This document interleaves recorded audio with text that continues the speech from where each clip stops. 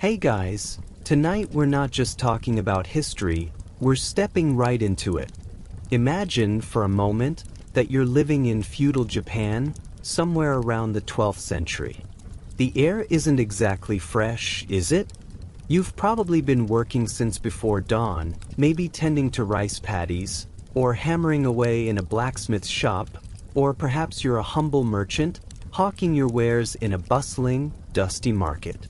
The sounds are a cacophony of vendors shouting, wooden clogs clacking on the packed earth, and the distant clang of a temple bell. The smells, well, let's just say they're a blend of humanity, damp straw, and whatever the local animals have left behind. It's a sensory overload, and frankly, you're a bit grimy. More than a bit, actually. In fact, if you tried to live just one day in this period with your modern sensibilities about cleanliness, you'd probably last about 5 minutes before begging for a shower. And that, my friends, is a luxury that simply doesn't exist here. So, before you get comfortable, take a moment to like the video and subscribe, but only if you genuinely enjoy what I do here. And if you're listening in, let me know your location and the local time in the comments. It's always fascinating to see where these quiet journeys take us. Now, dim the lights, maybe turn on a fan for that soft background hum, and let's ease into tonight's journey together. You feel the grit under your fingernails, the faint, persistent itch on your skin that no amount of scratching seems to alleviate. Your clothes, probably a simple, coarse cotton or linen, are stiff with accumulated sweat and the dust of daily life. You've been wearing them for days, maybe weeks, with only rudimentary spot cleaning. There's no running water in your humble dwelling, no porcelain tub, no fragrant soaps. The concept of a daily shower, a long, steamy soak with scented bath bombs and loofahs, is as alien to you as a flying dragon. This is the reality for most people in feudal Japan, from the lowest peasant to the highest-ranking samurai.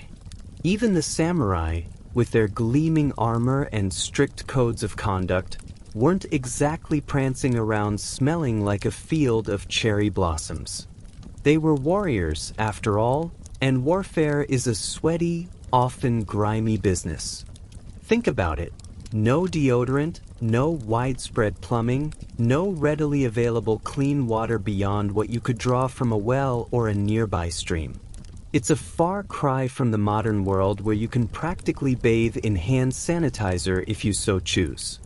You're living in a time where personal hygiene, as we understand it, is a rare luxury, often overlooked in the face of more pressing concerns like, not starving or being pillaged by a rival clan. The idea of a daily ablution just isn't part of the routine. You certainly don't have a personal bathroom, a small, tiled sanctuary where you can escape the world and scrub away the day's grime. Your home is probably a small, dark space with a dirt floor, perhaps a brazier for heat and cooking, and a simple futon rolled out at night. Privacy is a concept often sacrificed for practicality and community living. You might share a single room with your entire family, and the idea of personal space, let alone a private bath, is a distant dream. This lack of individual bathing facilities isn't just about poverty or technological limitations. It's also rooted in a different understanding of cleanliness. For many, true purity was spiritual, not necessarily physical. A ritual cleansing at a temple might be more significant than scrubbing behind your ears. And let's be honest, getting truly clean with just a bucket of cold water and a rough cloth is an arduous task, especially after a long day of physical labor. You simply make do. You accept the lingering scent of wood smoke and exertion as part of who you are. The occasional splash of water from a well might refresh your face and hands, but a full-body cleanse is a rare event, often reserved for special occasions or when truly necessary. You learn to live with the subtle aroma of your own hard work and the less subtle aromas of everyone else's. And yet, despite this seemingly bleak picture of personal hygiene, there was a growing awareness, a craving even, for something more. A desire to shake off the dust, to feel truly refreshed, not just spiritually, but physically. This subtle yearning, this collective grime, would eventually lead to the unexpected comfort that would become a cornerstone of Japanese society. So, you're covered in a thin, persistent layer of, well, life. Your hair, your skin, your clothes, everything feels a bit lived in, and not in a charming, vintage way. This isn't just about feeling a little bit unkempt. It's a constant, low-level discomfort. You probably smell a bit too, as does everyone else around you. This communal aroma, a blend of wood smoke, sweat, and unwashed fabric, is simply the baseline of existence. There's no escaping it, not truly, until something revolutionary comes along. You might occasionally rinse your hands and face, perhaps even your feet if you've been trudging through particularly muddy paths, but a thorough, head-to-toe wash is a major undertaking. It requires heating water over an open fire, which consumes precious firewood and time. Then there's the process of pouring water over yourself with a ladle, shivering in the cool air, trying to get truly clean without a proper basin or drain. It's an inefficient, often chilly, and frankly, unappealing prospect for a daily ritual. Contrast this with your future self, where the simple act of turning a tap unleashes a torrent of temperature-controlled water. You probably take that for granted, don't you? The ease with which you can step into a steamy shower and emerge feeling reborn. In feudal Japan, that level of everyday cleanliness is unimaginable. You don't have antibacterial soap, or even much in the way of regular soap at all. If you're lucky, you might have some ash or a basic plant-based concoction to help with scrubbing, but it's a far cry from the lathering, cleansing agents you're used to. Your skin might feel perpetually tight or itchy from the grime, and small sores or rashes are probably common, a direct consequence of a lack of consistent hygiene. You also deal with a constant companion, the fleas and lice that find comfortable homes in unwashed hair and clothing. They're just part of the scenery, a mild nuisance that everyone tolerates because, well, what else are you going to do? It's not like you can just pop down to the chemist for a bottle of anti-lice shampoo. The best you can do is diligent, if not entirely successful, picking and scratching. Now, it's not that people in feudal Japan were ignorant of cleanliness entirely. They understood that some degree of washing was necessary, especially for certain rituals or after particularly dirty tasks. Farmers, for example, would often rinse off in nearby streams after a day in the muddy fields. But these were functional rinses, not leisurely soaks. And while the elite, the nobles and high-ranking samurai, might have had access to slightly better facilities, perhaps a heated room where water could be brought in for a quick sponge bath, even their standards of personal hygiene would seem shockingly low by modern measures. They didn't have the concept of germ theory, of course, so the connection between unseen microbes and illness wasn't understood. Cleanliness was more often associated with spiritual purity or social presentation rather than preventing disease. A quirky fact to consider is that some of the earliest documented bathing practices in other parts of the world involved things that would make you squirm today. For instance, in ancient Egypt, some medical texts describe using crocodile dung as a sort of skin ointment, which you probably wouldn't want to rub behind your ears before bed. But here in Japan, things were developing differently, quietly, slowly, leading towards a more widespread and comforting solution to the everyday grime. This evolving relationship with water and cleanliness, this desire for something beyond a basic rinse, was about to transform into something profoundly important for daily life, a communal embrace of a simple pleasure. Despite the pervasive grubbiness, there was a deeply ingrained spiritual significance attached to water in Japan, long before anyone thought of adding bubble bath. Shinto, the indigenous religion, emphasizes purity and ritual cleansing, known as misogi. You might have seen images of people standing under icy waterfalls, or splashing themselves with water at the entrance to a shrine before offering prayers. This wasn't about getting rid of the day's dirt from your commute. It was about purifying your spirit, washing away defilement, and preparing yourself to approach the gods. This spiritual connection meant that water, and the act of bathing, was never just mundane. It held a sacred quality, a transformative power. Think about it. You might have spent your entire life without ever feeling truly clean. The closest you've come is perhaps a quick splash from a well or a river, maybe a cold, bracing dip on a hot summer's day. But that deeper, more profound sense of renewal that comes from a full, warm bath? That's still largely unknown to you. Yet, the seeds of this comfort were already being sown, not in homes, but in the most unexpected of places, Buddhist temples. When Buddhism arrived in Japan, it brought with it not just new philosophies and deities, but also practical traditions, including the concept of ritual bathing for monks. It was believed that a clean body aided in a clear mind, essential for meditation and spiritual enlightenment.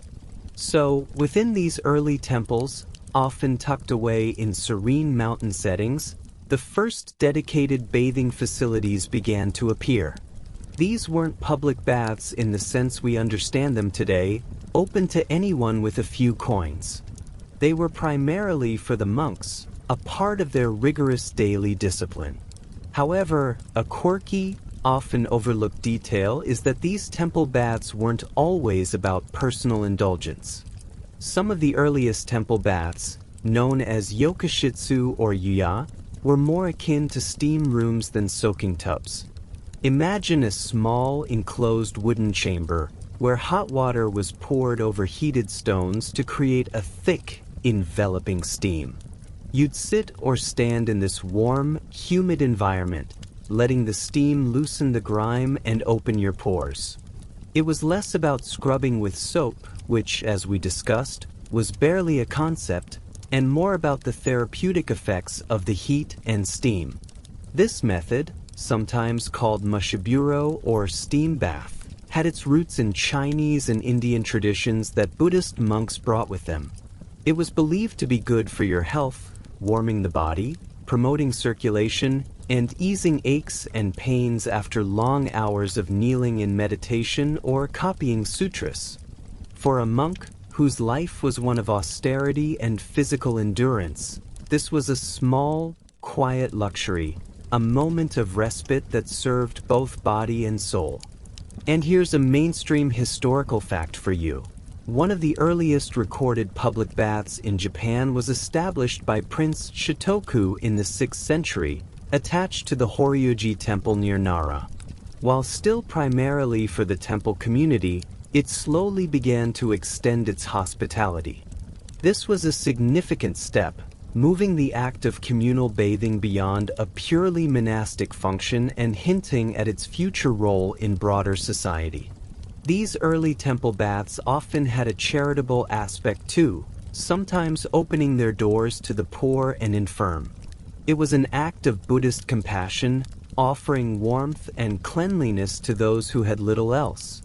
So, you can imagine the sheer relief, the almost miraculous sensation, for someone accustomed to perpetual dirt and cold, to step into a warm, steamy room.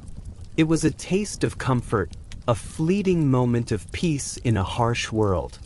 This simple act, rooted in spiritual practice, was unknowingly laying the groundwork for a future where a good hot bath would become an accessible and much-loved part of everyday life for millions. The quiet revolution of cleanliness was beginning, one steamy chamber at a time. As Buddhism flourished, so too did the simple, life-changing concept of the communal bath. You see, these aren't just practical spaces for physical cleansing, they become extensions of the temple's benevolence. Imagine for a moment that you are a weary farmer aching from a long day in the fields, your muscles protesting every movement. You hear whispers of a place at the local temple where warmth and relief can be found. Perhaps you've never truly experienced full-body warmth, certainly not intentionally, beyond the fleeting heat of a cooking fire. The temple bath, while still rudimentary by modern standards, offers an unparalleled escape. It's not just monks who are granted access. Sometimes, on specific days or for charitable events, the temple opens its doors to the common folk. This is a mainstream historical fact. The act of bathing the sick or the poor was considered a highly meritorious deed in Buddhist teachings. Monks would often personally assist those who came, demonstrating humility and compassion. So, you might find yourself being gently led into a warm, steamy room by a robed figure, a stark contrast to the usual rough and tumble of your daily existence. The air, thick with moisture and the faint scent of wood smoke, instantly starts to soothe your aching limbs. You might sit on a low stool, allowing the steam to envelop you, softening the hardened dirt on your skin. There's no elaborate scrubbing here, not yet, but the sheer warmth is a revelation. It's a quiet moment, surrounded by others who are experiencing the same profound relief. Now, a quirky tidbit about these early temple baths. Some scholars suggest that the layout of certain yokoshitsu, bathhouses, within temples was deliberately designed to promote a sense of humility and equality. Often, they were dimly lit, perhaps to conserve fuel or simply because bright lighting wasn't a priority. This dimness, combined with the steam, would have made it difficult to discern social status. The daimyo's elaborate kimono and the farmer's patched rags were both shed at the entrance, leaving everyone, for a brief period, as just a body seeking warmth. It was a subtle leveling, a momentary dissolution of the rigid social hierarchy that governed every other aspect of feudal life. You might find yourself sitting next to someone you would ordinarily bow deeply to, sharing the silent comfort of the steam. It's a fascinating thought, isn't it? That a place designed for physical cleansing could also, inadvertently, cleanse away social distinctions. These temple baths gradually became more accessible, evolving from exclusive monastic facilities to spaces that, on occasion, served the wider community. They weren't yet the bustling social hubs of later eras, but they were the crucial first step. The technology was simple: large cauldrons heating water, pipes directing steam or hot water into wooden tubs or steam rooms. The focus was on utility and spiritual benefit, but the physical comfort was an undeniable, unexpected bonus. For someone whose life was often cold, hard, and perpetually a little bit dirty, this brief respite in the temple bath was a profound experience. It wasn't just about getting clean, it was about feeling human again, about letting the warmth seep into your bones, easing the aches of a hard day's labor. This quiet generosity of the temples, offering not just spiritual guidance but also physical solace, laid the groundwork for a truly revolutionary concept. The public bath, separate from the temple, a place dedicated solely to the comfort and cleanliness of everyone. The demand was quietly growing, fueled by the memory of that soothing warmth, that fleeting sense of peace. From the quiet, charitable confines of the temple baths, a new kind of establishment began to emerge, slowly at first, then with increasing momentum: the sento. This was a game changer. No longer solely tied to spiritual institutions, these were dedicated public bathhouses, built and operated with the express purpose of providing bathing facilities for the masses. Imagine the sheer excitement that would ripple through a village or a town when word spread that a new sento was opening. For you, the everyday person, this wasn't just another building. It was a promise of genuine warmth, a chance to truly shed the day's grime, and a rare opportunity for communal comfort. The transition from temple yokoshitsu to commercial sento was gradual, largely driven by the burgeoning urban centers of the Kamakura and Muromachi periods. As cities grew, so did the population density, and with it, the collective need for hygiene. While individual homes still lacked proper bathing facilities, the demand for cleanliness grew. People were working closer together, living closer together, and the collective body odor was probably reaching, let's just say, peak pungency.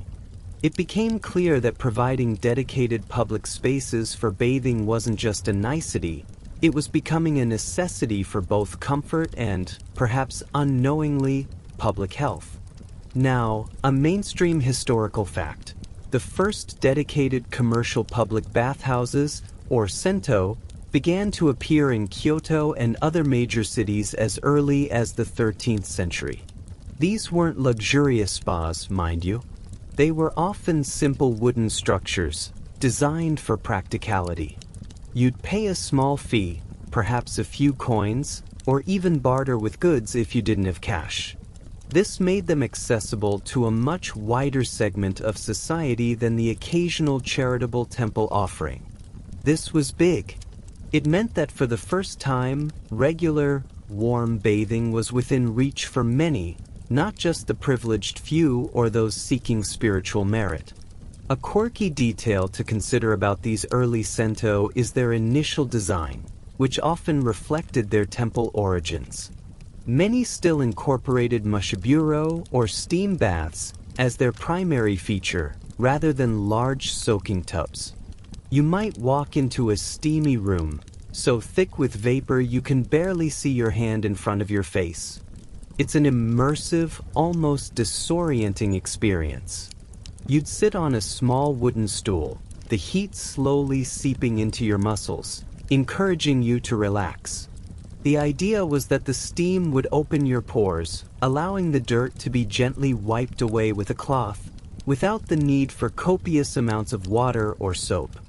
Think of it as a historical sauna, only perhaps a little more rustic and a lot less concerned with aromatherapy. This focus on steam made sense in a time when heating vast quantities of water for large communal pools was still quite an undertaking, requiring significant fuel and labor. Steam was more efficient. It also meant that the initial process of getting clean was less about vigorous scrubbing and more about a gentle, permeating warmth. You would sit, relax, and let the environment do its work. This wasn't just a place to get clean, it was a place to unwind, to escape the cold and the endless demands of feudal life. The sensory experience of entering that warm, humid cloud after a cold, dirty day must have been nothing short of heavenly. It offered a fleeting moment of pure, unadulterated comfort. The sento quickly became more than just a place to wash. It was a social institution in the making, a space where communities could gather, exchange news, and simply exist together in a shared state of quiet, steamy relaxation. Now, as these sento became more commonplace, their architecture and internal layout started to evolve, moving beyond simple steam rooms to incorporate more familiar bathing elements.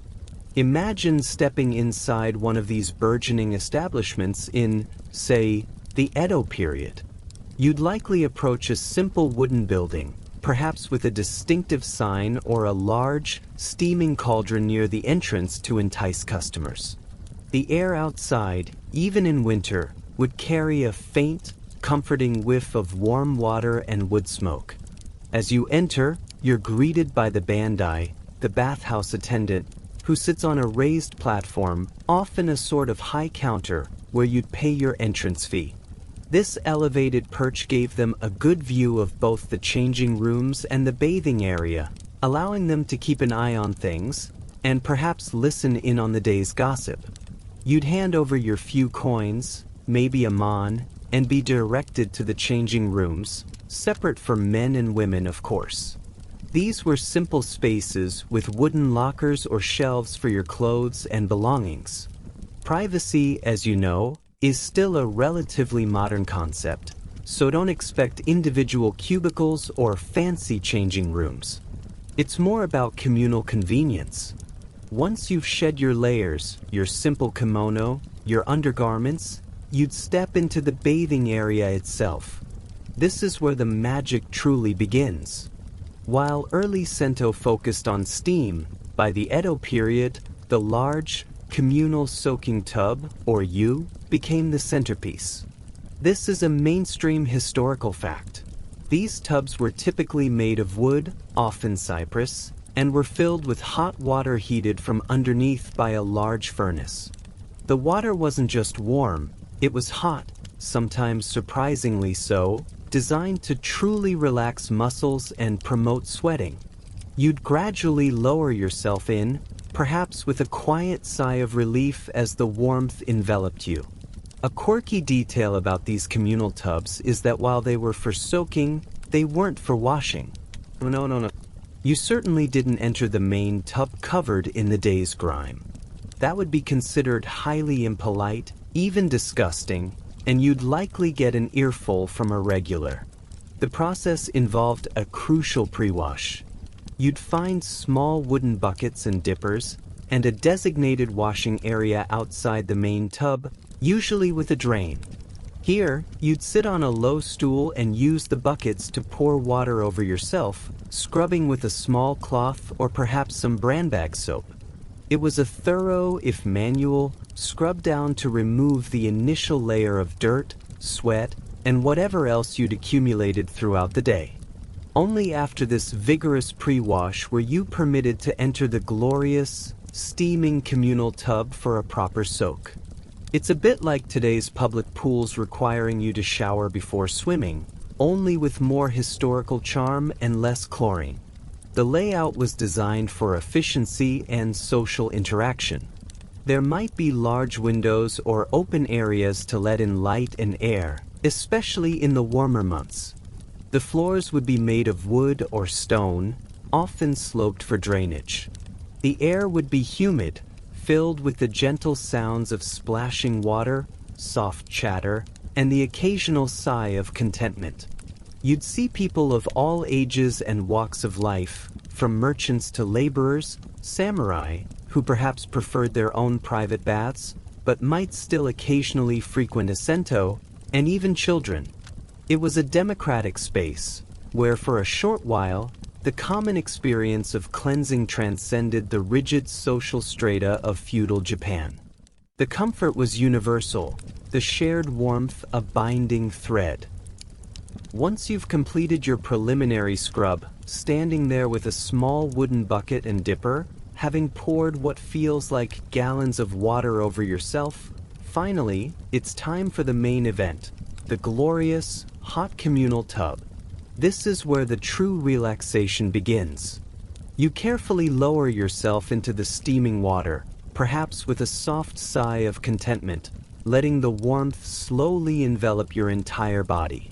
The water is deep, often up to your shoulders if you sit on the bottom, and the heat penetrates deep into your muscles, coaxing away the aches and stiffness from a long day. Now, bathing etiquette in a Japanese sento was, and still largely is, a silent language of respect and consideration. It's less about spoken rules and more about ingrained customs. A mainstream historical fact here. It was absolutely paramount to be thoroughly clean before entering the main tub. As we discussed, the tub was for soaking and relaxing, not for washing. Anyone who tried to skip the pre-wash and bring their daily grime into the shared water would be met with silent, but very strong, disapproval. Imagine the stern glares you'd receive, the quiet but pointed sighs. It's the feudal equivalent of someone double-dipping at a party, but with much higher stakes for communal hygiene. You'd sit in the tub, often for extended periods, simply enjoying the heat. Conversation tended to be subdued, a gentle murmur rather than loud chatter. It was a place for quiet contemplation, for unwinding. You might notice others around you, perhaps a group of merchants discussing their latest dealings in hushed tones, or an elderly couple simply enjoying the warmth together. It was a shared experience, a collective unwinding. And a quirky tidbit for you. It wasn't uncommon for bathers to bring in small, flat wooden boards or even folded towels to rest their heads on while soaking, effectively turning the edge of the tub into a comfortable pillow for a truly blissful, almost meditative experience. Imagine floating there, eyes closed, the hot water supporting your body, a tiny wooden pillow cradling your head. Pure bliss, isn't it? Especially after a day of strenuous labor or endless walking. Children, of course, were a different story. They'd splash and play under the watchful eyes of their parents, adding a lively energy to the otherwise serene atmosphere. The sento was often a family affair, a place where generations could gather and bond in a relaxed setting. It was also, inevitably, a prime spot for gossip. While loud conversations were frowned upon in the tub, the changing rooms and drying areas, known as the datsuba, were veritable hubs of information exchange. You'd hear about local events, who was marrying whom, the latest news from the samurai lords, or perhaps even a whispered complaint about the price of rice. It was the social media of its day without the distracting screens or the endless scrolling. Just good old-fashioned human interaction.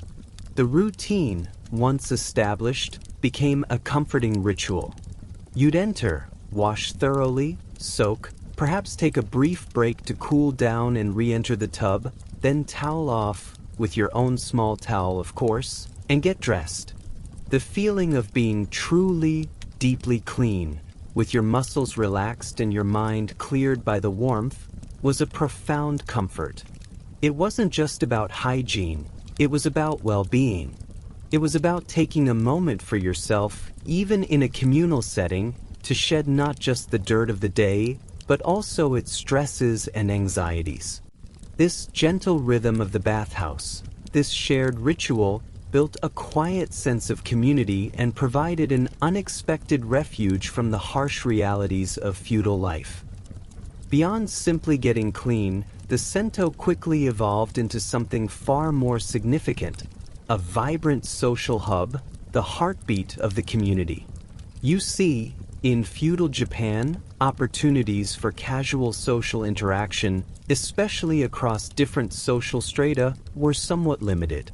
Homes were often small and private life was tightly woven within family units or immediate neighborhoods. But the bathhouse, with its relaxed, uninhibited atmosphere, became a democratic space where barriers temporarily dissolved. Imagine the scene. You're sitting in the steaming tub, perhaps resting your head on that little wooden pillow, and you overhear conversations. Merchants discussing the latest prices of goods, artisans swapping tips on new techniques, even the occasional lower-ranking samurai might be there, shedding his official demeanor along with his clothes. This is a mainstream historical fact. The sento served as essential informal gathering places. News traveled fast here. The latest gossip, political rumors, whispered, of course, lest the wrong ears be listening, and community announcements would spread through the bathhouse like wildfire, often quicker than any official channel. It was the original town square, but much warmer and with more bubbles, metaphorical, unfortunately, as actual soap bubbles weren't really a thing. It wasn't just about exchanging information, it was about building connections. You might strike up a conversation with someone you'd never normally speak to outside the bathhouse walls. Perhaps you'd ask about their family, share a laugh about the day's trivialities, or simply enjoy the comfortable silence of shared warmth. This informal camaraderie was incredibly valuable in a society that could otherwise be quite rigid and hierarchical. The shared vulnerability of being unclothed, the common pursuit of relaxation, created an unusual sense of equality. Everyone, regardless of their station outside, was simply a bather inside the sento. It was a quiet subversion of the social order, occurring every single day. And here's a quirky tidbit about the sento as a social hub. Some bathhouses even employed storytellers or musicians to entertain patrons in the changing areas or in separate lounging rooms. Imagine finishing your long, blissful soak, emerging refreshed, and then settling down to listen to a captivating tale of samurai heroism or a humorous folk story, all while sipping a cup of warm tea. It transformed the bathhouse visit into a full-fledged evening's entertainment, a precursor to modern community centers or local pubs. It made the sento not just a place of necessity, but a destination for leisure and cultural enrichment. For many, especially those who lived in cramped conditions or had physically demanding jobs, the sento offered a crucial escape. It was a place to literally wash away the day's stress, both physical and mental. The hot water soothed aching muscles, and the communal atmosphere offered a sense of belonging and connection. You might see familiar faces every day, building unspoken bonds of shared experience. The laughter, the quiet murmurs, the splashing of water, these were the sounds of a community finding comfort and connection in a shared space. It wasn't just about the absence of dirt, it was about the presence of peace, camaraderie, and a fleeting sense of freedom from the pressures of feudal life. The sento truly became an indispensable part of the social fabric, deeply woven into the rhythm of everyday existence.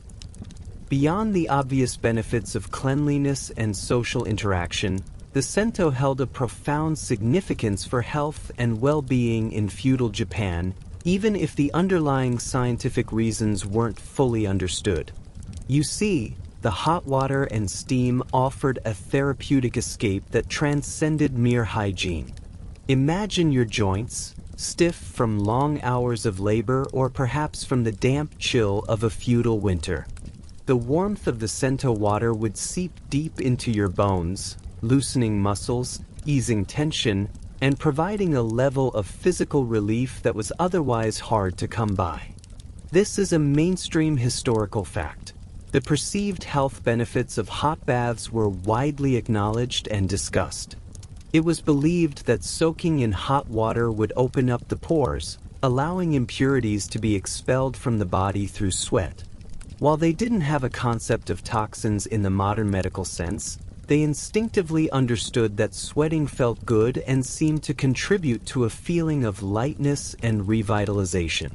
People suffering from various aches, pains, and even minor ailments would regularly frequent the sento in hopes of finding relief.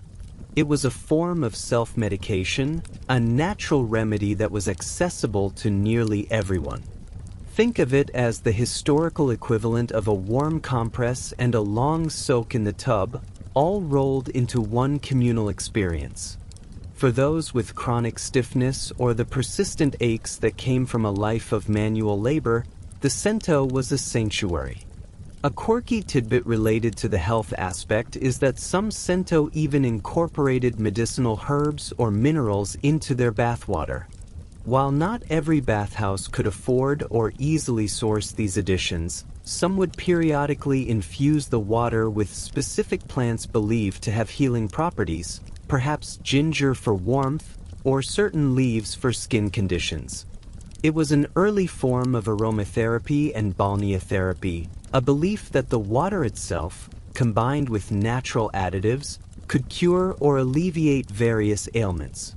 You might notice a subtle, earthy scent in the steam on some days, wondering what beneficial properties were being imparted to your skin and soul.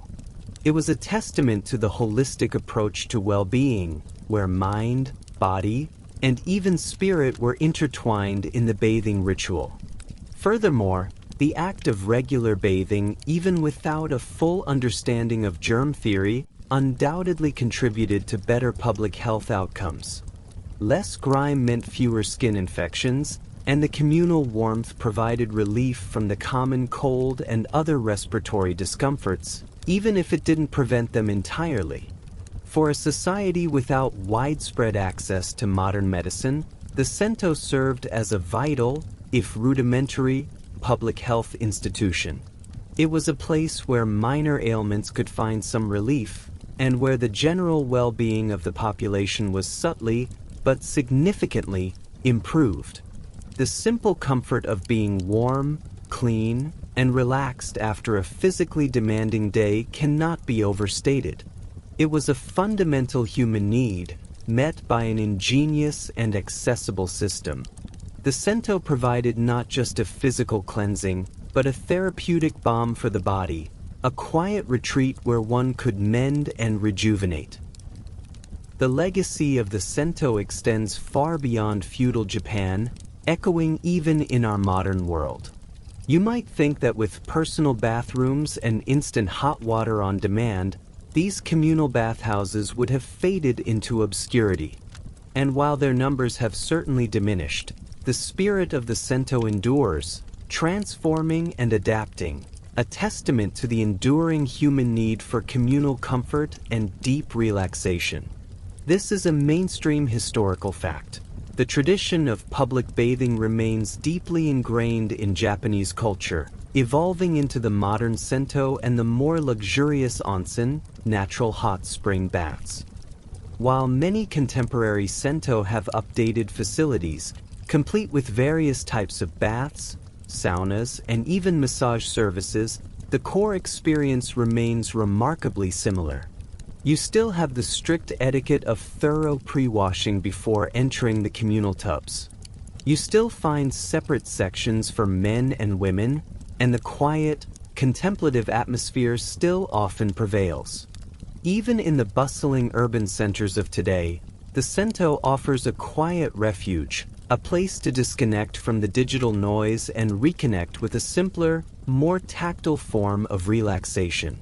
For many Japanese people, a visit to the sento or onsen is not just about hygiene.